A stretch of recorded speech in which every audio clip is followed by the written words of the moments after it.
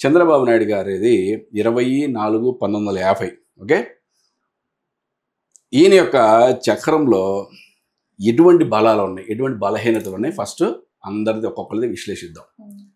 ఈయనకి Ravi ఉచ్చక్షేత్రం, okay, and చంద్రుడు ఉచ్చక్షేత్రం. రవి ఉచ్చస్థానం, చంద్రుడు ఉచ్చస్థానం అంటే రవి చంద్రులు అంటే రాజు రాణి. ఓకే, రవి చంద్రులు అంటే అమ్మ నాన్న. అంటే వీళ్ళు ఉచ్చస్థానంలో ఉన్నారు అంటేనే జాతకానికి చాలా అద్భుతమైన యోగకారకం. ఫస్టే ఒక పాయింటే. రెండోది రవి బుధుల కలయిక, బుధ ఆదిత్య యోగం అంటాం దీన్నే. ఓకే, శుక్రుడు గురుడు అంటే దైత్య గురువు, రాక్షసుల గురువు, దేవతా గురువు అయిన గురువు జూపిటర్ రెండు కలిసి ఉండడం కూడా ఒక విధంగా యోగకారకం. అంటే ఇద్దరు గురువులు కలిసి ఉండడం అనేది ఒక విధంగా యోగకారకం. అంటే అన్ని ఆస్పెక్ట్లో దీన్ని మనం యోగకారకంగా పరిగణించాం, బట్ ఒక విధంగా యోగకారకం.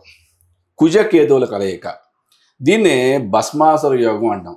అంటే ఒక్కొక్కసారి భస్మాసురుడు ఏమయ్యాడు, తన చెయ్యి తన మీద పెట్టుకొని భస్మం అయిపోయాడు. అంటే చంద్రబాబు నాయుడు గారి యొక్క లైఫ్ను కూడా విశ్లేషించుకుంటే ఆయన భస్మం అయిపోయేలాగా ఆయన కొన్ని ఇన్సిడెంట్స్ జరిగినాయని కూడా మనం రాజకీయ పరంగా చెప్పుకోవచ్చు. మరి ఈయన న్యూమరాలజీకి వచ్చేప్పటికీ ఈయనది birth number 2, destiny number 3. Okay, 2 and 3 code అంటాం. ఈ 2024 పర్సనల్ ఇయర్ 5.